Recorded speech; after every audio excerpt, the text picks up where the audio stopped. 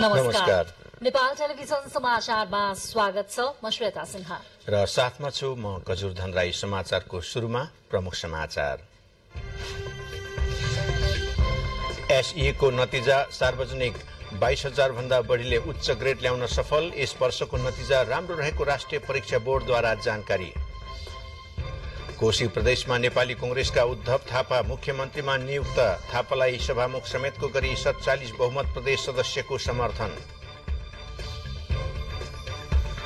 प्रधानमन्त्रीले राजीनामा दिनु नपर्ने सत्ता गठबन्धनको निष्कर्ष। विवादास्पद अभिव्यक्तिबारे प्रधानमन्त्रीले सदनमा जवाफ दिनुहुने। कांग्रेसको जिल्ला सभापतिहरूको भेला काठमाडौँमा सुरु। भेलामा आगामी केन्द्रीय समितिमा उठाउने एजेन्डा र नीति अधिवेशनको विषयमा छलफल केन्द्रित। दक्षिण अफ्रिकामा नाइट्रेट ग्यास चुहेर भएको दुर्घटनामा परि 16 जनाको मृत्यु हुनेमा महिला र बालबालिका पनि। र आईसीसी विश्वकप छनौटको सुपर 6 को 8औं खेलमा नेदरल्यान्ड 4 विकेटले विजय। नेदरल्यान्ड्स आईसीसी विश्वकपका लागि छनौट।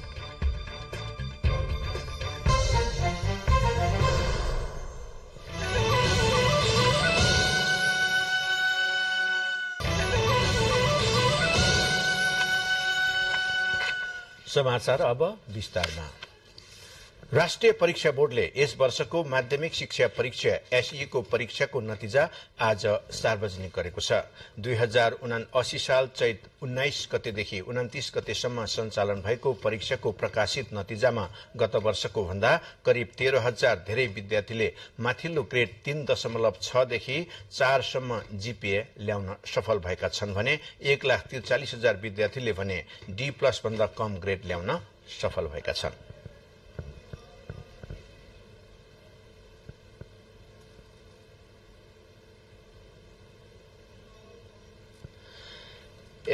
एसएलसी समेत भनिने अहिलेको एसईमा यस पटकको नतिजा अनुसार 22,000 भन्दा बढीले जीपीए 4 सम्म ल्याउन सफल भएका छन्, जो गत वर्षको भन्दा बढी रहेको राष्ट्रिय परीक्षा बोर्डले जनाएको छ। मनज्ञ तयारीपछि आज 4 बजे राष्ट्रिय परीक्षा बोर्डले नतिजा सार्वजनिक गरेको हो। यस पटकको एसई नतिजामा 22,475 विद्यार्थीले 3.60 देखि 4 जीपीए ल्याएका छन्। गत वर्ष 3.60 देखि 4 जीपीए ल्याएकाको संख्या 9,633 थियो। जीपीए 3.60 देखि 4 प्राप्त गर्ने विद्यार्थीले यस वर्षको नतिजामा जीपीए 3.60 देखि 4 प्राप्त गर्ने विद्यार्थी गत वर्षको नतिजामा 1.94% मात्रै रहेकामा यस पटक 4.63% रहेको छ। 55,069 जनाले 3.20 देखि 3.60 सम्म जीपीए ल्याएका छन्। 2.80 देखि 3.20 सम्म जीपीए ल्याउने विद्यार्थीको संख्या 72,362 रहेको छ। त्यसै गरी 89,331 ले 2.40 देखि 2.80 सम्म जीपीए ल्याएका छन्। 2 देखि 2.40 सम्म जीपीए ल्याउनेको संख्या 1,02,293 रहेको छ। कुल 4,84,939 विद्यार्थी मध्ये 3,41,530 विद्यार्थीले हरेक विषयमा कम्तीमा 30 अङ्क ल्याएको पाइएको छ। परीक्षामा 1,43,409 जनाले जीपीए डी र डी भन्दा कम ल्याएका छन्। कलेजमा भर्ना हुनका लागि कम्तीमा डी+ जीपीए ल्याउनु पर्ने व्यवस्था रहेको छ। अक्षराङ्कन पद्धति बमोजिम 90 देखि 100% प्राप्ताङ्क हुनेलाई ए+ र 80 देखि 90 भन्दा कम अङ्क प्राप्त गर्नेलाई ए, 70 देखि 80 भन्दा कम अङ्क प्राप्त गर्नेलाई बी+, 60 देखि 70 भन्दा कम अङ्क प्राप्त हुनेलाई बी र 50 देखि 60 भन्दा कम अङ्क प्राप्त हुनेलाई सी+, 40 देखि 50 भन्दा कम अङ्क प्राप्त हुनेलाई सी र 30 देखि 40 भन्दा कम अङ्क प्राप्त हुनेलाई डी+ र 20 देखि 30 भन्दा कम अङ्क प्राप्त हुनेलाई डी तथा 20 भन्दा कम अङ्क प्राप्त हुनेलाई ई ग्रेड प्रदान गरिन्छ। गत वर्षको तुलनामा यस वर्षको नतिजा राम्रो रहेको राष्ट्रिय परीक्षा बोर्डका अध्यक्ष महाशरम शर्माले जानकारी दिनुभयो। 939 विद्यार्थीहरू सहभागी थिए र यो सहभागी मध्ये जीपीए 3.60 देखि 4 पाउने चाहिँ 22,475 हैन 4.63% छन् र त्योभन्दा माथिल्लो 3.20 देखि 3.60 सम्म पाउने 11.36% छन्। त्यस्तै देखि 3.20 सम्म पाउने 14.92% छन् र त्यसभन्दा माथिल्लो 2.40 देखि 2.80 पाउने 18.42%, 2 देखि 2.40 पाउने 21.09%, त्यसपछि 1.60 देखि 2 पाउने चाहिँ 18.24% र त्यसपछि 1.20 देखि 1.167.099% र त्यसभन्दा तल्लोमा 0.45%। अघिल्ला वर्ष कोभिडका कारण भौतिक माध्यमबाट पढाइ नभएको र विद्यार्थीले पर्याप्त तयारी गर्न नपाएकाले नतिजा कमजोर रहेकोमा हाल नियमित पठन पाठनले यसमा सुधार आएको राष्ट्रिय परीक्षा बोर्डले जनाएको छ। क्यामेरामा रोबिन शर्माका साथ केशवराज विष्ट, नेपाल टेलिभिजन। विद्यालय तहको आइरन गेटको रूपमा मानिने एसई यसपटक विद्यार्थीले राम्ररी पास गरेको परीक्षा बोर्डले जनाएको छ। कोशी प्रदेशमा नेपाली कांग्रेसका प्रदेश संसदीय दलका नेता उद्धव थापा मुख्यमन्त्री नियुक्त हुनुभएको छ। कोशी प्रदेशका प्रदेश प्रमुख परशुराम खापुङले थापालाई कोशी प्रदेशको मुख्यमन्त्री नियुक्त गर्नुभएको हो। विराटनगर स्थित प्रदेश प्रमुख कार्यालयमा आयोजित एक कार्यक्रमका बीच संविधानको धारा 168 को उपधारा 2 बमोजिम 2 वा 2 भन्दा बढी दलका बहुमत सदस्यहरूको समर्थनमा प्रदेश प्रमुख खापुङले नेता उद्धव थापालाई मुख्यमन्त्रीमा नियुक्त गरेको पत्र हस्तान्तरण गर्नुभएको थियो। नेता उद्धव थापाले नेपाली कांग्रेसका 29, नेकपा माओवादी केन्द्रका 12, नेकपा एकीकृत समाजवादीका 4, जनता समाजवादी पार्टीका 1 र सभामुख बाबुराम गौतमको समेत गरी 47 जना सांसदहरूको समर्थन रहेको पत्र हस्तान्तरण गर्नुभएको थियो। मुख्यमन्त्रीमा नियुक्त भएपछि नेता थापाले चाँडै नै मुख्यमन्त्रीको शपथ ग्रहण गर्ने र मन्त्री परिषद विस्तार गर्ने जानकारी दिनुभयो। थापाले प्रदेशको समस्या हल गर्ने गरी आफूले काम गर्ने र प्रदेशको नामकरण बारे उठिरहेको विवाद वार्ताद्वारा समाधान खोज्ने जानकारी पनि दिनुभएको छ। उहाँ सभामुखलाई विवादमा पारेको छैन। उहाँ सभामुख मात्रै होइन, प्रदेश सभाको सदस्य पनि हो अनि 93 जना सभासदभित्र सभामुख बाबुराम गौतम पनि हुनुहुन्छ। त्यसले गर्दाखेरि हामीले उहाँलाई सभामुखको नाताले होइन, प्रदेश सभाको सदस्यको नाताले हामीले उहाँलाई देख्यौं। प्रदेश प्रमुख खापुङले सरकार गठनका लागि असार 21 गते अर्थात आज बेलुकी 5 बजेसम्मको समय दिनुभएको थियो। मुख्यमन्त्रीले नियुक्ति भएको 30 दिनभित्र प्रदेश सभाबाट विश्वासको मत लिनुपर्ने संवैधानिक व्यवस्था रहेको छ। यसैबीच सरकार गठनमा सभामुखलाई संलग्न गराउनु संविधान र संसदीय मूल्य मान्यता विपरीत भएको भन्दै नेकपा एमाले संसदीय दल कोशीले प्रदेश प्रमुख परशुराम खापुङलाई ध्यानाकर्षण पत्र बुझाएको छ। कोशी प्रदेशको मुख्यमन्त्रीमा नियुक्त हुनुभएका नेपाली कांग्रेसका कोशी प्रदेश संसदीय दलका नेता उद्धव थापाले विक्रम सम्वत 2032 सालताका काठमाडौँको शंकरदेव क्याम्पसबाट विद्यार्थी संघको इकाइबाट राजनीतिक जीवन सुरुवात गर्नुभएको थियो। थापा नेपाली कांग्रेसको 14औं महाधिवेशनमा कोशी प्रदेशको सभापति पदमा निर्वाचित हुनुभएको थियो। विक्रम सम्वत 2036 को जनमत संग्रहमा निरंकुश पञ्चायती व्यवस्था विरुद्ध बहुदलीय व्यवस्था स्थापनाका लागि प्रचार अभियानमा सक्रिय थापा तेस्ताका बीपी कोइरालाको सुरक्षा दस्तामा समेत काम गर्नुभएको थियो। अर्जुनधारा नगरपालिका 7 निवासी बुबा हेमबहादुर थापा र आमा डम्बर कुमारी थापाको एक्लो छोरोको रूपमा विक्रम सम्वत 2014 मंसिर 15 गते जन्मिनुभएका नवनियुक्त मुख्यमन्त्री थापाले 2046 सालमा पञ्चायती व्यवस्था विरुद्धको आन्दोलनमा सक्रिय भूमिका निर्वाह गर्नुभएको थियो। विद्यार्थी जीवनबाट पार्टीको संगठनतर्फ प्रवेश गर्ने क्रममा उहाँले नेपाली कांग्रेस अर्जुनधारा गाउँ विकास समितिको सचिव सभापतिको एक कार्यकाल जिम्मेवारी सम्हाल्नु भएको थियो। त्यसपछि उहाँले झापा निर्वाचन क्षेत्र नम्बर 2 को क्षेत्रीय सभापति, जिल्ला सचिव, जिल्ला उपसभापति र 2 कार्यकाल जिल्ला सभापतिको जिम्मेवारी कुशलतापूर्वक निर्वाह गरिसक्नु भएको छ। कोशी प्रदेश सभाको दोस्रो निर्वाचनमा नेपाली कांग्रेस संसदीय दलको नेतामा निर्वाचित हुनुभएपछि उहाँ प्रदेश सभाको 6औं बैठकसम्म र तेस्रो अधिवेशनको पहिलो बैठकसम्म आफ्ना धारणा, विचार र सिद्धान्तमा अडिग रही प्रभावशाली ढंगले सदनमा प्रस्तुत हुनुभएको थियो। सत्ता गठबन्धनले प्रधानमन्त्री पुष्पकमल दाहाल प्रचण्डले राजीनामा दिनु नपर्ने निष्कर्ष निकालेको छ।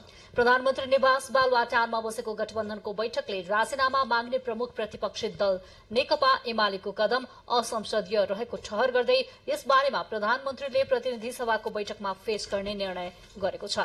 माओवादी केन्द्रका मुख्य सचेतक खितराज पाण्डेले प्रधानमन्त्रीले संसदमा आफ्नो अभिव्यक्तिबारे प्रश्न पार्ने समझदारी बनेको जानकारी दिनुभयो। प्रीतम सिंहको बारेमा प्रधानमन्त्रीले दिनुभएको अभिव्यक्तिलाई लिएर बुधबारको प्रतिनिधि सभा बैठक एमाले, राष्ट्रिय स्वतन्त्र पार्टी र राप्रपाको अवरोधका कारण स्थगित भएको थियो। प्रतिनिधि सभाको अर्को बैठक भोलि बस्दैछ। यस्तै प्रमुख प्रतिपक्षी दल नेकपा एमाले आज पनि राष्ट्रिय सभाको बैठकमा अवरोध गरेको छ। प्रधानमन्त्री पुष्पकमल दाहाल प्रचण्डले केही दिन अघि दिनुभएको अभिव्यक्तिलाई लिएर एमाले सांसदहरूले आजको राष्ट्रिय सभाको बैठक अवरोध गर्नुभएको हो। बैठक प्रारम्भ भएसँगै एमालेका सांसद भैरव सुन्दर श्रेष्ठले प्रधानमन्त्रीले राष्ट्रिय हित विपरीत अभिव्यक्ति दिनुभएको भन्दै स्पष्ट पार्नुपर्ने माग गर्नुभयो। राष्ट्रियता, नेपालको सार्वभौमिकता र राष्ट्रिय स्वाधीनता समेतलाई आँच पुग्ने गरी जुन कुरा राख्नुभएको छ त्यसप्रति आज सारा नेपालीहरू हामी दुखी चाहिँ छौं र सामाजिक सञ्जालमा हेर्ने भने एमाले सांसदहरूले हिजो पनि राष्ट्रिय सभाको बैठक अवरोध गर्नुभएको थियो। संसद बैठक अवरोध हुँदा विनियोजन विधेयकमाथिको छलफल रोकिएको छ। विनियोजन विधेयक प्रतिनिधि सभाले पारित गरे पनि राष्ट्रिय सभामा भने छलफलकै क्रममा छ। विनियोजन विधेयक सम्बन्धी सम्पूर्ण प्रक्रिया यो महिनाभित्र पूरा गरिसक्नुपर्ने हुन्छ। यसैबीच प्रधानमन्त्री पुष्पकमल दाहाल प्रचण्डले यही असार 18 गते काठमाडौँमा आयोजित एक कार्यक्रममा दिएको अभिव्यक्तिलाई लिएर अपव्याख्या गरिएको प्रधानमन्त्रीको स्वकीय सचिवालयले जनाएको छ। प्रधानमन्त्री प्रचण्डका प्रेस सल्लाहकार गोविन्द आचार्यले आज जारी गर्नुभएको प्रेस विज्ञप्तिमा प्रधानमन्त्री प्रचण्डले सरदार प्रीतम सिंहबारे दिएको अभिव्यक्तिलाई लिएर राजनैतिक अभिष्ट पूरा गर्न खोजिएको दावी गर्दै यस विषयमा सचिवालयको गम्भीर ध्यानाकर्षण भएको उल्लेख गरिएको छ। विज्ञप्तिमा पुस्तक विमोचनको प्रसंगलाई लिएर प्रमुख प्रतिपक्षी दलहरूले नियोजित रूपमा संसद अवरोध गरेको सचिवालयले आरोप लगाएको छ। जनयुद्धबाट शान्ति प्रक्रियामा प्रवेश लगतै प्रधानमन्त्री प्रचण्डसँग सरदार प्रीतम सिंहको भेटघाट र सिन्जान भएको थियो। प्रचण्डको जेठी छोरी ज्ञानु दाहाल क्यान्सर रोगबाट संक्रमित भएपछि 2067-68 सालतिर सिंहको दिल्ली स्थित घरमा बसेर नै उहाँको उपचार प्रक्रिया अगाडि बढ़ेको र छोरीको उपचारका क्रममा उहाँको भारतमा आउजाउ हुने गरेको विज्ञप्तिमा भनिएको छ। सोही क्रममा सिंहका नातिसँग प्रधानमन्त्री प्रचण्डका सुपुत्र प्रकाश दाहालको सम्बन्ध घनिष्ठ बनेको र उहाँहरूको सम्बन्ध औपचारिक मात्र नभएर भावनात्मक एवं पारिवारिक समेत हुँदै गएको बताइएको छ। प्रधानमन्त्री प्रचण्डले सिंहसँगको सम्बन्धको गहिराईलाई व्यक्त गर्न गरिएको भावनात्मक अभिव्यक्तिलाई मंग्याएर अतिशयोक्तिपूर्ण राजनीतिकरण गर्नु आफैमा निरर्थक र दुःखद रहेको कुरा विज्ञप्तिमा उल्लेख गरिएको छ। समाचारहरू बाँकी नै छन्, एकैछिन विश्राम। छोटो विज्ञापनपछि प्रसंग बाँकी समाचारको। नेपाली कंग्रेसको जिल्ला सभापतिहरूको भेला काठमाडौँमा शुरू भएको छ। बैठकमा 65 जिल्लाका जिल्ला सभापति र केही जिल्लाबाट प्रतिनिधि सहभागी छन्। काठमाडौँ नआएका जिल्ला सभापतिलाई जुम मार्फत बैठकमा सहभागी गराइएको छ। सदस्यता वितरण, नवीकरण र अभिलेखीकरण विभिन्न तहमा गर्नुपर्ने सम्मेलन, पार्टी सञ्चालन र व्यवस्थापन बारे महामन्त्रीद्वय गगन थापा र विश्व प्रकाश शर्माले जिल्ला सभापतिहरूसँग बैठक गर्नुभएको छ। जिल्ला सभापतिहरूले पार्टीको कार्यशैली, केन्द्र र प्रदेश सरकार तथा बजेट, भ्रातृ संस्थाका तदर्थ समिति विस्तार लगायतमा समन्वय नगरेको भन्दै असन्तुष्टि जनाएका छन्। जिल्ला सभापतिहरूले संगठन सुदृढीकरण, सरकारले ल्याएको बजेट र भातृ संस्था तरूण दलको विस्तारका विषयमा केन्द्रित भएर आफ्नो धारणा राख्नु भएको प्रचार विभाग प्रमुख मीन विश्वकर्माले जानकारी दिनुभएको छ। बैठकमा कंग्रेस सभापतिहरूले सरकारले बजेट वितरणमा पनि आफ्नो असन्तुष्टिहरू खुलेर राख्नु भएको उहाँले बताउनुभयो। साथै तरूण दल विस्तारमा जानकारी नदिएको बारेमा पनि सभापतिहरूले असन्तुष्टि राख्नु भएको समाचार छ। केही जिल्ला सभापतिहरूले संगठन सुदृढीकरण गर्न देशैभरि अभियान चलाउनु पर्ने, नीति अधिवेशन चाँडो डाक्नुपर्ने, जनमुखी काममा पार्टीलाई जोड्नुपर्ने जस्ता विषयवस्तु भेलामा राख्नु भएको छ। दिने अवसर बनोस् भनेर यसलाई डिजिटलाइज अथवा हामीले अनलाइन मार्फत नै नेपाली कंग्रेसको सदस्य बन्न चाहने कुनै पनि योग्य व्यक्तिले सदस्यता सहजै लिन पाउने व्यवस्था हामीले अनलाइन मार्फत गरेका छौं र जुन कुरा मोबाइल एप्सबाट पनि हामीले त्यो सदस्यता लिने व्यवस्था पनि गरेका छौं। सरकारले एमसीसीए नेपालको विद्युत लाइन प्रसारणको लागि सिन्धुपाल्चोक, पाल्पा र नवलपरासीमा सब स्टेशन राख्ने निर्णय गरेको छ। असार 19 गते बसेको मन्त्री परिषदको बैठकले यी जिल्लाहरूका सब स्टेशन राख्ने निर्णय गरेको संचार तथा सूचना प्रविधि मन्त्री रेखा शर्माले जानकारी दिनुभएको हो। यसैगरी मन्त्री परिषदको बैठकले भन्सार प्रणाली सुधारका लागि एसियली विकास बैंकबाट 6.5 अर्ब सहुलियत ऋण स्वीकृत गरेको छ। निर्माण गर्ने विद्युत प्रसारण लाइन तथा सब स्टेशनका लागि सिन्धुपाल्चोक, पाल्पा तथा नवलपरासी, बर्दघाट, सुस्ता पूर्व जिल्लाका जग्गा प्राप्त गर्न स्वीकृति दिने भन्ने निर्णय भएको छ। यो अर्थ मन्त्रालयको प्रस्तावमा थियो। त्यसै गरेर अर्थ मन्त्रालयको अर्को प्रस्तावमा भएको निर्णय छ भन्सार तथा लजिस्टिक सुधार कार्यक्रम अन्तर्गत एसियाली विकास बैंकबाट बजेटरी सहायताको रूपमा प्राप्त हुने 50 मिलियन अमेरिकी डलर बराबरको सहुलियतपूर्ण ऋण स्वीकार गर्ने भन्ने पनि निर्णय भएको छ। यसैगरी मन्त्री परिषद बैठकले नेपाल न्यायालय सेवा अन्तर्गत प्रथम श्रेणीका 7 जना अधिकृतलाई सरुवा गरेको छ। बैठकले सत्य निरूपण आयोगको कार्यविधिको अवधि पुष मसान्तसम्म थप गरेको मन्त्री शर्माले जानकारी दिनुभएको छ। संचार तथा सूचना प्रविधि मन्त्री रेखा शर्माले राष्ट्रिय विज्ञापन नीति परिमार्जन गर्न अपरिहार्य रहेको बताउनु भएको छ। राष्ट्रिय विज्ञापन नीतिको मस्यौदा सम्बन्धमा सरकारवालासँगको छलफलका क्रममा आज आयोजित कार्यक्रममा मन्त्री शर्माले विज्ञापन नीतिमा गाइड गर्ने कतिपय विषयहरू सच्याएर अगाडि बढ्न आवश्यक देखिएको बताउनु भएको हो। विज्ञापन नीतिसँग सम्बन्धित कानून बीचमा सामञ्जस्य नहुँदा कानूनमा नै आपसी तालमेल नदेखिएकाले सबैभन्दा पहिले यसलाई सुधारेर जानुपर्ने उहाँको भनाइ थियो। भएका विज्ञापन अथवा भएका कुराहरू जति पनि कुराहरू छन् ती कुराहरू चाहिँ हामीले छिट्टै नियमन गर्न सक्दैन र मान्छेको दिल दिमागमा पार्ने असर, त्यसको प्रभाव र त्यसले पारेको मान्छेको शारीरिक स्वास्थ्य, उसको सामाजिक प्रतिष्ठा, यी सब तमाम कुराहरूमा जे प्रभाव पार्छ त्यो प्रभावलाई हामी मेटाउन गाह्रो हुन्छ। त्यसकारण सबै विषयलाई हाम्रो एउटा कानुनी दायरा सजाएका कुराहरू पनि, त्यसपछि हाम्रा कानूनमा, संविधानमा, नियममा, कानूनमा भएका व्यवस्थाहरूभन्दा बाहिरबाट गएर गर्ने कुराहरू र मानव स्वास्थ्यभन्दा पनि बाहिर गएर गर्ने जति पनि कुराहरू छन् ती कुराहरूमा पनि ध्यान दिनुपर्छ जस्तो लाग्छ। कतिपय गलत विज्ञापनका कारण मानिसहरूले ज्यान गुमाएका घटना समेत भएकाले विज्ञापन नीति मार्फत नै त्यसलाई नियमन गर्न सक्नुपर्ने उहाँले उल्लेख गर्नुभयो। जुनसुकै विज्ञापन कानून व्यवस्था प्रतिकूल हुने गरी बनाउन र बजाउन नमिल्ने भए पनि त्यस्ता किसिमको कार्यहरू भइरहेको हुँदा सबै विकृतिलाई नियमन गर्न जरूरी रहेको मन्त्री शर्माको भनाइ थियो। बागलुङको गलकोट नगरपालिकाले नगर अस्पताल सञ्चालनमा ल्याएपछि उपचारका लागि जिल्ला बाहिर जाने बिरामीहरूको संख्यामा कमी आउन थालेको छ। अस्पतालमा विशेषज्ञ सेवा शुरू भएपछि बिरामीको संख्या पनि दिनदिनै बढ्दै गएको छ। पछिल्लो समय नगर अस्पतालमा नागरिकहरूको विश्वास बढ्दै गएको छ। अस्पतालमा विशेषज्ञ सेवा शुरू भएपछि बिरामीहरूको संख्या पनि दिनदिनै बढ्दै गएको छ। गलकोट नगरपालिकाको गत पौष 17 गतेको निर्णय अनुसार वार्ड नम्बर 5 को हरिचौरमा नगर अस्पताल सञ्चालनमा आएपछि दुर्गम गाउँका बिरामीहरूले पनि विशेषज्ञ सेवा पाउन थालेका छन्। नगरपालिकाले गलकोट प्राथमिक स्वास्थ्य केन्द्रलाई स्तर उन्नति गरी 15 शय्याको नगर अस्पताल बनाएको हो। सेवालाई प्रभावकारी बनाउन र घर आँगनकै अस्पतालमा गुणस्तरीय सेवा दिन अस्पताल प्रशासन, प्रदेश सरकार, गलकोट नगरपालिका साझेदारमा काम भइरहेको गलकोट नगरपालिका प्रमुख भरत गैरेले बताउनु भयो।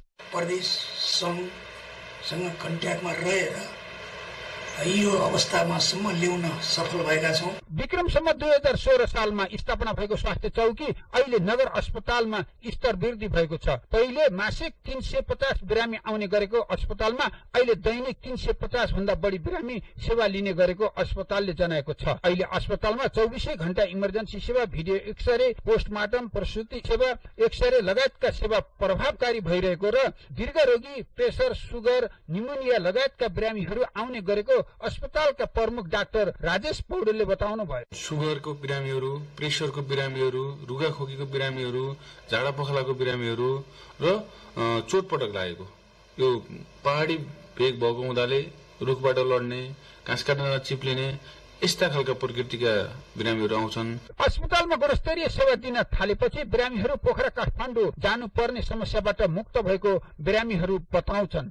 अहिले पोखराबाट आएपछि यहाँ चापेर यहाँ आउँदाखेरि अहिले यहाँ राम्रो छ भनेर यहाँ आएको, यही राम्रो लाग्छ। पछिल्लो समय गलकोट नगर अस्पतालबाट गुणस्तरीय सेवा प्रदान सँगै चालू आर्थिक वर्षदेखि नगरपालिका भित्र 60 वर्षभन्दा माथिका ज्येष्ठ नागरिकहरूको सहायताका लागि घरमै पुगेर स्वास्थ्य परीक्षण तथा औषधि उपचार गराउन थालेको छ। ज्येष्ठ नागरिक अस्पताल पुग्न समस्या हुने हुँदा नगरपालिकाले यो व्यवस्था गरेको नगरपालिकाले जनाएको छ। किरण आचार्य, नेपाल टेलिभिजन, बागलुङ। समाचारहरू बाँकी नै छन्, फेरि एकैछिन विश्राम। विश्रामपछि पुनः बाँकी प्रसंग। वन तथा वातावरण मन्त्री डाक्टर वीरेन्द्र प्रसाद महतोले जंगललाई उत्पादन र पर्यटन तर्फ कसरी जोड्ने भन्ने विषयमा छलफल गर्न आवश्यक रहेको बताउनु भएको छ। कृषि सहकारी तथा प्राकृतिक स्रोत समितिको आजको बैठकमा मन्त्री महतोले जंगलको भूभागलाई उत्पादन तथा रोजगारी तर्फ लगे अहिले युवाहरूलाई ठूलो राहत मिल्ने बताउनुभयो। सरकारले वन्यजन्तुको व्यवस्थापनमा दिगो योजना बनाएर अघि बढ्ने समेत मन्त्री महतोले जानकारी दिनुभएको छ। सबभन्दा ठूलो अब चुनौती अब यो के अरे वन्यजन्तुको संरक्षणमा अहिले ठूलो एउटा आइरहेको छ। डेली अस्ति पनि एउटा के अरे उता झापातिर मान्छे मार्यो, अनि यता बारामतीतिर पनि यो चुनौतीहरू अहिले एकदम व्यवस्थापन गर्न हामीले कतिर बढाउन चाहिँ एकदमै कोसिस गरिरहेको छौँ, लागिरहेको छौँ, खर्च गरिरहेको छौँ। अर्कोतिर के उसको व्यवस्थापन कसरी गर्ने भन्ने कुरो हामीसँग अलिकति प्लान, त्यसको दिगो प्लान नभएको कारणले अलिकति अप्ठ्यारो भइरहेको छ र त्यसमा पनि हामीले लागिरहेको छौँ। यसलाई अब कसरी व्यवस्थापन गर्ने भन्ने कुरोमा समितिको आजको बैठकमा वन सम्पदाको वर्तमान अवस्था र यसको दिगो उपयोगका सम्बन्धमा सरकारको भावी योजनाको विषयमा पनि छलफल भएको थियो। बैठकमा सांसदहरूले प्रदेश र संघको वन नीतिहरू बाजिकाले त्यसलाई संशोधन गर्न सुझाव दिनुभएको थियो। धादिङको थाक्रे गाउँपालिका स्थित केवलपुरमा गरिएको व्यावसायिक अंगुर खेती अहिले किसानहरूलाई आमदानीको निकै राम्रो स्रोत बन्दै गएको छ। स्थानीय ठाउँमा नै बजार पाएपछि केवलपुर गाउँका सबै किसानले अन्य खेतीको अलावा अंगुर खेती शुरू गरेका हुन्। करिब 1 दशक भन्दा लामो समय वैदेशिक रोजगारीमा बिताएका एक युवा किसानले 5 वर्ष अघिदेखि व्यावसायिक रूपमा शुरू गरेको अंगुर खेती अहिले गाउँभरिका सबै किसानहरूले शुरू गरेका छन्। एग्रो टुरिज्मको विकासका लागि आफूले व्यावसायिक रूपमा नयाँ किसिमको खेती शुरू गरेको उहाँको भनाइ छ। एग्रो टुरिज्म अथवा एग्रो इन्डस्ट्रीको हाम्रो सोच हुनाले यसमा इन्भेस्टमेन्ट अलि ठुलै भएको छ। नयाँ कृषि व्यवसायले ग्रामीण क्षेत्रका स्थानीयको आय स्तर सुधार गर्नुका साथै एग्रो टुरिज्मको विकासका लागि यो निकै सहयोगी हुने किसानको भनाइ छ। अंगुर खेती हेर्नका लागि आजकल स्वदेशी तथा विदेशी पर्यटकहरू आउन थालेको किसान बताउनुहुन्छ। अहिले त डाँडाभरि नै अंगुरै अंगुर लगाएको छ, जसले गर्दा सधैँ उजाड देखिने नाङ्गा डाँडा हरियाली भएको छ। स्थानीय गाउँलेले पनि अंगुर खेतीबाटै राम्रो आमदानी लिन शुरू गरिसकेको भनाइ छ। आमदानी अझै बढ्ने आशामा किसानहरू छन्। जिल्लामा नै पहिलो पटक व्यावसायिक अंगुर खेती गरेको हो। अहिले केवलपुर गाउँका सबै किसानहरूले अन्य खेती छाड्दै अंगुरको व्यावसायिक खेती समेत शुरू गरेका छन्। बिक्रीका लागि समस्या नभएपछि गाउँलेलाई समेत खेती गर्न आफैले सिकाएर शुरू गरेको अगुवा किसानको भनाइ छ। गएका वर्षहरूमा भन्दा खेती गर्ने किसानहरूको संख्या पनि धेरै भएको र जमिनको क्षेत्रफल पनि बढेको बताउँदै गएका वर्षहरूमा भन्दा उत्पादन समेत निकै धेरै र राम्रो हुने विश्वास भएको अंगुर उत्पादक किसानहरू बताउनुहुन्छ। एउटै अंगुर फर्ममा 50 करोडसम्म लगानी भएको बताउँदै राज्यबाट किसानहरूलाई अहिले सुलभ दरमा कृषि कर्म गर्नका लागि ऋण सहयोग भएकोले निकै सजिलो भएको भनाइ किसानहरूको छ।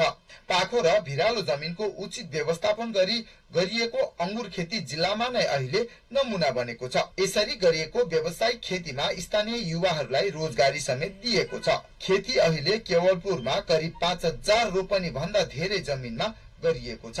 शिव सिलवाल, नेपाल टेलिभिजन, केवलपुर, धादिङ। धनकुटामा बजार अनुगमन गरी नियम विपरीत व्यापार व्यवसाय गरिरहेकाहरूलाई तत्काल कमजोरी सुधार गर्न निर्देशन दिएको छ। बजारमा म्याद गुज्रिएका खाद्य सामान रहेको, मूल्य बढ़ी लिएको गुनासोका आधारमा किराना पसल तथा डिलरको अनुगमन गरिएको हो।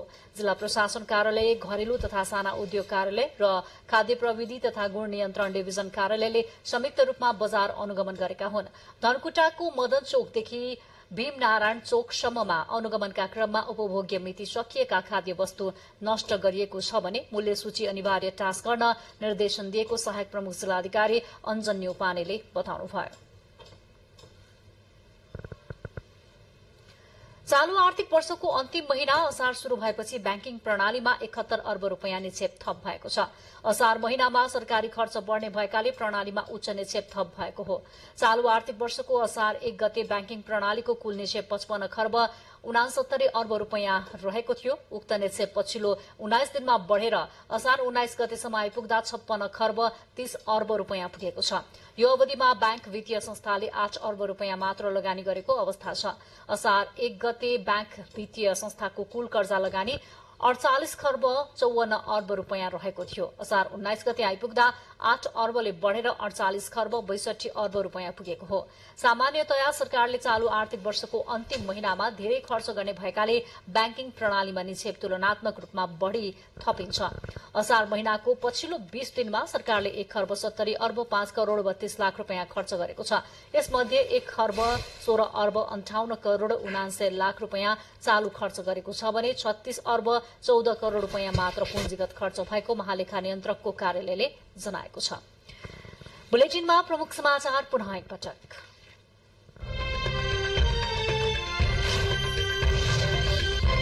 एसईई को नतिजा सार्वजनिक 22,000 भन्दा बढ़ीले उच्च ग्रेड ल्याउन सफल। यस वर्षको नतिजा राम्रो रहेको राष्ट्रिय परीक्षा बोर्डद्वारा जानकारी। कोशी प्रदेशमा नेपाली कांग्रेसका उद्धव थापा मुख्यमन्त्रीमा नियुक्त। थापालाई सभामुख समेतको गरी 47 बहुमत प्रदेश सदस्यको समर्थन। प्रधानमन्त्रीले राजीनामा दिनु नपर्ने सत्ता गठबन्धनको निष्कर्ष। विवादास्पद अभिव्यक्तिबारे प्रधानमन्त्रीले सदनमा जवाफ दिनुहुने। कांग्रेसको जिल्ला सभापतिहरूको भेला काठमाडौँमा शुरू। भेलामा आगामी केन्द्रीय समितिमा उठाउने एजेण्डा र नीति अधिवेशनको विषयमा छलफल। दक्षिण अफ्रिकामा नाइट्रेट ग्यास चुहिएर भएको दुर्घटनामा परि 16 जनाको मृत्यु हुनेमा महिला र बालबालिका पनि। र आईसीसी विश्वकप छनौटको सुपर 6 को 8औं खेलमा नेदरल्याण्ड्स 4 विकेटले विजयी। नेदरल्याण्ड्स आईसीसी विश्वकपका लागि छनौट।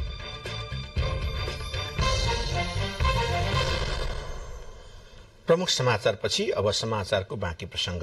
प्रसिद्ध साहित्यकार स्वर्गीय रमेश विकलले चित्रकारिता सम्बन्धी विधामा पुर्याउनु भएको योगदानलाई समेटेर तयार पारिएको पुस्तक आज लोकार्पण गरिएको छ।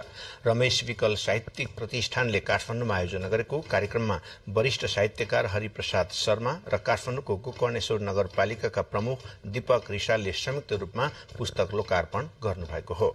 विभिन्न लेखकहरूले लेख्नुभएको सो पुस्तकबारे साहित्यकार रोचक घिमिरेले समालोचना गर्नुभएको थियो।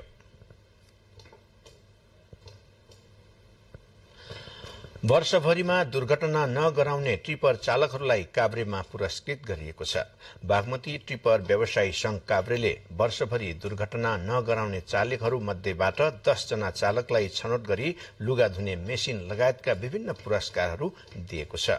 संस्थाले तोकेको अवधिमा नियमित रूपमा सरकारी कागजपत्र ठिकठाक राखेका 57 चालकहरू मध्येबाट 10 जनालाई विभिन्न पुरस्कार दिइएको हो। पुरस्कृत चालकहरूलाई प्रमुख जिल्ला अधिकारी पुण्य विक्रम पौडेल, संस्थाका अध्यक्ष सुरेश खत्री लगायतले पुरस्कार वितरण गर्नुभएको थियो। गोला प्रथाबाट चालक टेकराज पास्तोलाले वाशिङ मेसिन प्राप्त गर्नुभयो। अन्य चालकलाई इन्डक्सन चुलो, पंखा लगायतका सामग्रीहरू पुरस्कारका रूपमा दिइएको थियो। 9 जना चालकलाई बीमा कम्पनीका कार्यकारी अधिकृत युगेश भक्त बादेले 5 लाख रुपियाँको निशुल्क दुर्घटना बीमा गराउने घोषणा गर्नुभयो। यसैबीच दुर्घटना न्यूनीकरणका लागि जिल्ला प्रहरी कार्यालय, ट्राफिक प्रहरी कार्यालय काभ्रे र इलाका प्रहरी कार्यालय बनेपाको संयोजनमा बागमती ट्रिपर व्यवसायी संघले चालक सहचालकहरूलाई अनुशिक्षण तथा दुर्घटना न्यूनीकरण सम्बन्धी सचेतनामूलक कार्यक्रम आयोजना गरेको हो। पर्यटनको प्रचुर सम्भावना रहेको कास्कीको वेगनाथ ताल पर्यटकहरूका लागि आकर्षक गन्तव्य स्थल बन्दै गएको छ। स्थानीय डुङ्गा व्यवसायी, पोखरा महानगरपालिका र गण्डकी प्रदेश सरकारको समेत सहभागितामा तालको संरक्षण र सौन्दर्यका कामहरू हुन थालेपछि पर्यटकको संख्यामा वृद्धि भएको हो। पोखराको दोस्रो ठूलो ताल वेगनाथ तालले पर्यटन गन्तव्य स्थलको रूपमा गति लिन थालेको छ। स्थानीय डुङ्गा व्यवसायी, पर्यटन व्यवसायी, पोखरा महानगरपालिका र गण्डकी प्रदेश सरकारको समेत तालको संरक्षण र सौन्दर्यमा चासो बढेपछि पर्यटकको संख्यामा वृद्धि भएको छ। बेगनास ताल डुङ्गा व्यवसाय समितिले 50 लाख रुपियाँमा खरिद गरी ल्याएको 20 जना सिट क्षमताको मोटरबोट सञ्चालनमा ल्याएसँगै लेटर बोर्ड निर्माण गरिएपछि बेगनास तालमा पर्यटकको आगमन हत्ते बढेको हो। बेला बेलामा बेगनास तालको सरसफाईसँगै तालको चिनारी दिने गरी निर्माण भएको लेटर बोर्ड ताल पुगेकाहरूलाई सहरको लागि मोटर बोट सुविधा थपिएपछि पर्यटकको आगमन बढ्दै गएको छ। प्राकृतिक सुन्दरताले सबैको मन लोभ्याउने बेगनास ताल नजिक धार्मिक पर्यटकहरूका लागि बराह मन्दिर निर्माणको काम पनि अघि बढेको कारण अब बेगनास तालको सौन्दर्यकरण गरी पर्यटनको हबका रूपमा विकास गर्ने र समग्र पोखरालाई पर्यटनको राजधानी बनाउने तयारी भइरहेको गण्डकी प्रदेशका मुख्यमन्त्री सुरेन्द्र पाण्डेले बताउनु भएको छ कि पर्यटनको प्रशस्त सम्भावना भएको क्षेत्र हो यो।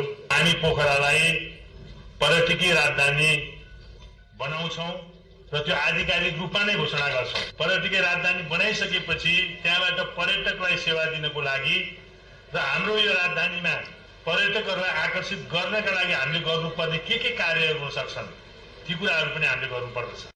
पोखरा महानगरपालिका र गण्डकी प्रदेश सरकारको पहलमा बेगनास ताललाई पनि पर्यटकहरूको आगमन हुने गरी सौन्दर्यकरण गरी पर्यटकलाई आकर्षक बनाउने गतिविधि बढ्दै गएपछि स्थानीयहरू खुसी भएका छन्।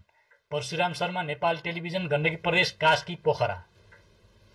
दक्षिण अफ्रिकामा नाइट्रेट ग्यास चुहिएर भएको दुर्घटनामा परि 16 जनाको मृत्यु भएको छ। दक्षिण अफ्रिकाको पूर्वी जोहानेसबर्गमा भएको दुर्घटनामा परि मृत्यु हुनेहरूमा महिला र बालबालिका समेत रहेको त्यहाँका स्थानीय अधिकारीहरूले जनाएका छन्।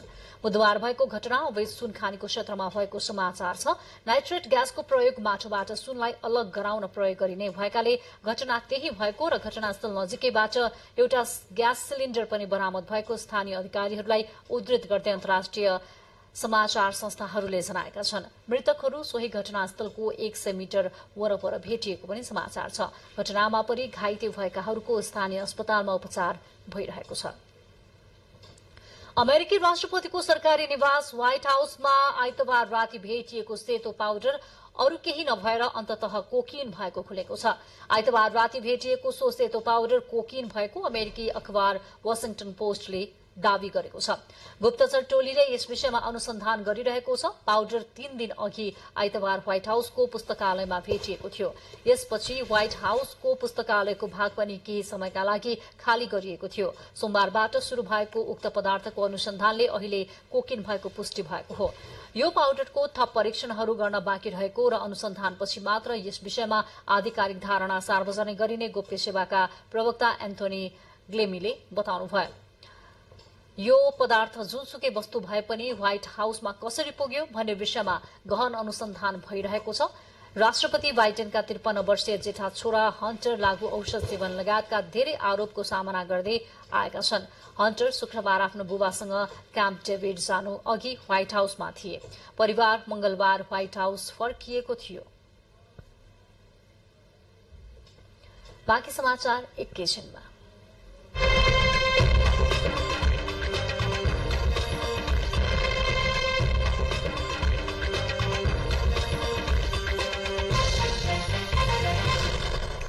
अबको प्रसंग आर्थिक समाचारको। समृद्ध नेपाल सुखी नेपालीको 25 वर्षीय दीर्घकालीन सोचका साथ निर्माण हुन लागेको 16औं पञ्चवर्षीय योजना निर्माणको कार्य तीव्र रूपमा अगाडि बढ़िरहेको छ। 16औं योजनाका लागि अधिकांश सरोकारवालाहरूले कृषि उत्पादन बढ़ाउनु पर्ने सुझाव दिएका छन्। संरचनात्मक रूपान्तरण मार्फत सुशासन, समृद्धि र सामाजिक न्याय हासिल गर्ने राष्ट्रिय आकांक्षा सहित राष्ट्रिय योजना आयोगले 16औं पञ्चवर्षीय योजना निर्माणका लागि विभिन्न क्षेत्र तथा सरोकारवाला निकायसँग छलफल गर्दै आएको छ। छलफलका क्रममा सुझाव दिने अधिकांशले कृषिको उत्पादकत्व वृद्धि गर्नुपर्ने तथा रोजगारी सृजनाका लागि मद्दत पुग्ने किसिमका योजनाहरू बनाउनु पर्नेमा जोड़ दिएका छन्। कृषि उत्पादन बढ़ाउँदै व्यापार घाटा न्यूनीकरण गर्ने गरी कृषि सम्बन्धी योजनाहरू बनाउनु पर्ने तयारीमा जुटेको आयोगका प्रवक्ता सुमन दाहालले जानकारी दिनुभएको छ। बरु उद्योगमा सेवामा लगाउने, कम जनसंख्याबाट धेरै उत्पादन बढाउने, त्यो खालको टेक्नोलोजीहरू कसरी युज गर्ने, कसरी व्यवसायीकरण गर्ने, त्यो विषयमा हामी छलफल जानुपर्छ। र अलिकति चाहिँ मेगा प्रोजेक्टहरू, अलिकति ठूला प्रोजेक्टहरू, ठूला खालका कृषि फारमहरू उत्पादन र रोजगारीसँग 16औं योजनाले निरपेक्ष गरिबीको रेखामा रहेको जनसङ्ख्या शून्यमा झार्ने, नेपालीको अपेक्षित आयु 80 वर्ष र मानव विकास सूचकाङ्क 0.76 मा पुर्याउने लगायतका लक्ष्यहरू तय गरिएका छन्। कृषि तथा पशुपक्षी विकास मन्त्री डाक्टर वेदुराम भुसालले रासायनिक मल खरिद ऐन र खरिद नियमावली संशोधन गर्नका लागि प्रक्रिया अघि बढेको बताउनु भएको छ। प्रतिनिधि सभाको अर्थ समितिको आजको बैठकमा मन्त्री भुसालले रासायनिक मल खरिद प्रक्रियाको टेन्डर 45 दिनमा रहेकोमा अब 15 दिन राख्ने गरी मन्त्रालयले प्रस्ताव अघि बढ़ाएको बताउनु भएको हो। उहाँले G2G प्रक्रियाबाट नै मल खरिद गर्नुपर्ने र G2G का लागि बजेटको अग्रिम सुनिश्चिततालाई जोड़ दिन आवश्यक रहेको बताउनु भयो। नियमावलीमा संशोधन गरेर दोस्रो G2G प्रक्रियाबाट नै जाउँ, तेस्रो चाहिँ बजेटको सुनिश्चित गरेर प्रक्रियालाई सट्टो गराएर समयमा खरिद गरौँ र व्यवस्था गरौँ। बैठकमा सांसदहरूले नेपालमै रासायनिक मल कारखाना खोलिनुपर्ने र त्यसका लागि सांसद, सरकारी कर्मचारी, ठूला किसानहरूलाई 1 महिनाको तलब बराबर लगानी गर्ने गरी नीति बनाउनु पर्नेमा जोड़ दिनुभयो। त्यसैगरी लगानी बोर्डका प्रमुख कार्यकारी अधिकृत सुशील भट्टले नेपालमा रासायनिक मल कारखाना खोल्ने विषयमा अध्ययन भइरहेको र अझै यस अध्ययनका लागि 3 वर्ष समय लाग्ने बैठकमा जानकारी दिनुभयो। उहाँले हालसम्म रासायनिक कारखाना खोल्ने प्रस्ताव नआएको पनि बैठकमा जानकारी गराउनुभयो। आर्थिक समाचारपछि अबको प्रसंग खेलकुद समाचारको।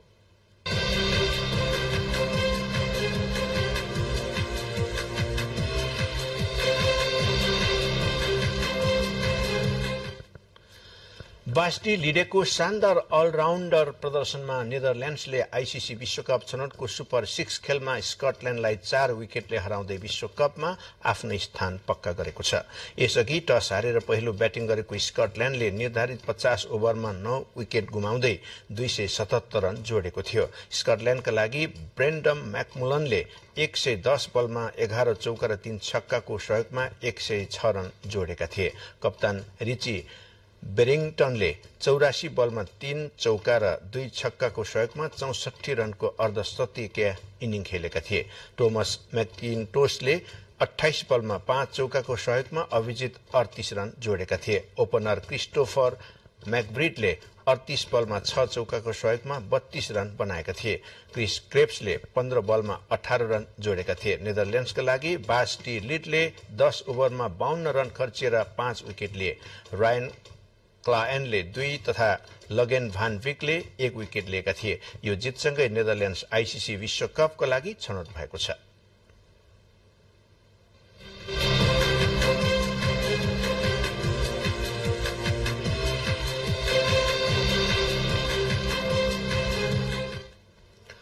अब मौसम। देशभर सामान्यदेखि पूर्ण बदली रहनेछ। कोशी, बागमती, गण्डकी र लुम्बिनी प्रदेशका केही तथा बाँकी प्रदेशका थोरै स्थानहरूमा हल्कादेखि मध्यम वर्षाको सम्भावना रहेको छ।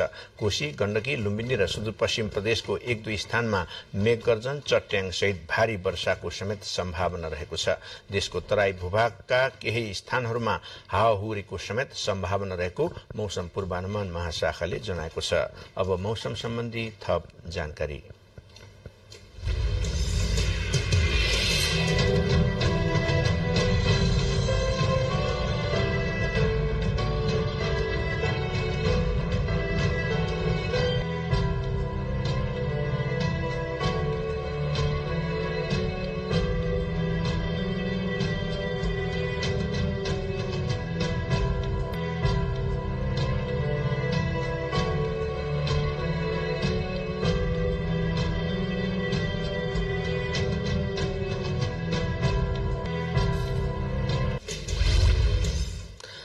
मौसम सम्बन्धी यिनै जानकारीहरू सहित हामी बुलेटिनको अन्त्यमा आइपुगेका छौं र अन्त्यमा प्रमुख समाचार फेरि एकपटक।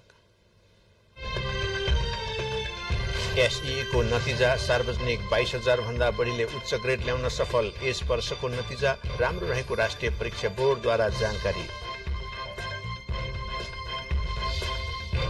कोशी प्रदेशमा नेपाली कांग्रेसका उद्धव थापा मुख्यमन्त्रीमा नियुक्त। थापालाई सभामुख समेत गरी 47 बहुमत प्रदेश सदस्यको समर्थन।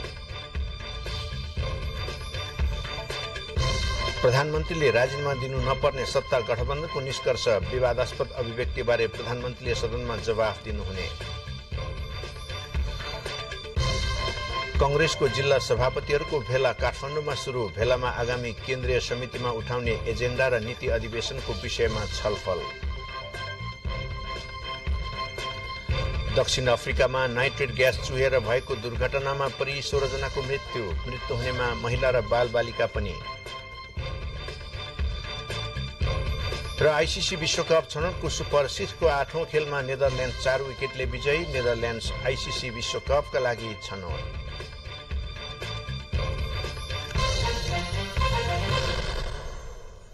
हस्त राति 8 बजेको नेपाल टेलिभिजनको समाचारबाट हामी आगे चाहन्छौं। नमस्कार।